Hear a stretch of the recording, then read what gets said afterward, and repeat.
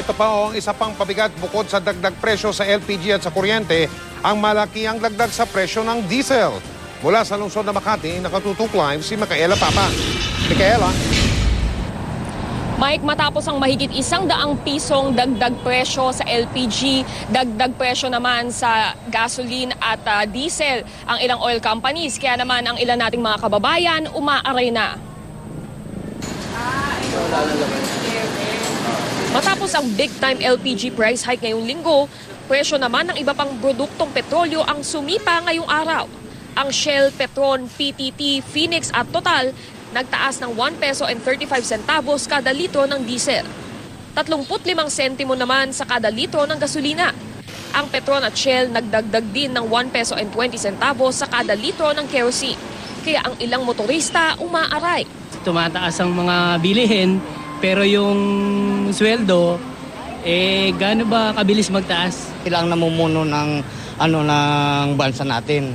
Kailangan nila na mapigil ang pagtaas ng presyo ng gasolina.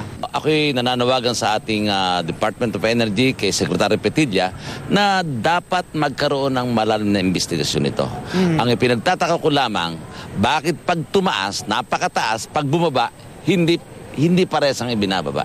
Hindi kasama sa oil price hike ang mga lugar na apektado ng bagyong Yolanda. Si Aling Felisa Escobio naman na may maliit na karinderya, sakit ng ulo ang dagdag presyo sa LPG na pumalo sa halos 150 pesos kada 11 kilograms na tangke. Parang hindi ngayon maligayang Pasko natin. Sa hirap ng buhay, sa hirap kumita. Ayon kay Energy Secretary Jericho Petilla, wala raw silang magagawa sa sabay-sabay na pagpalo ng presyo ng LPG at petrolyo dahil alinsunod ang galaw ng presyohan sa world market. These are not prices na sinet ng Pilipino at Pilipinas at saka sinet dito sa DOE. At ang sinasabi ko parati, for as long as we depend on outside, fuel, we will always be under their mercy.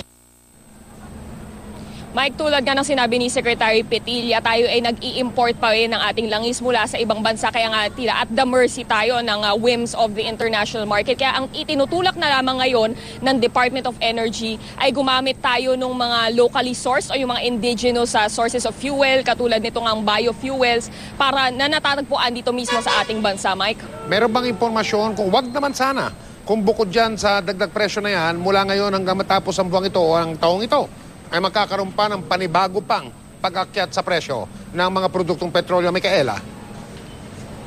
Sa ngayon, Mike, wala pa namang ipinapaabot na statement yung mga oil companies kung magkakaroon pa ng dagdag na oil price hike bago matapos itong taon. Sinasabi lang nila sa kanilang statement na ito ay sumusunod lamang doon sa galaw ng international market price, Mike. Maraming salamat, Micaela Papa.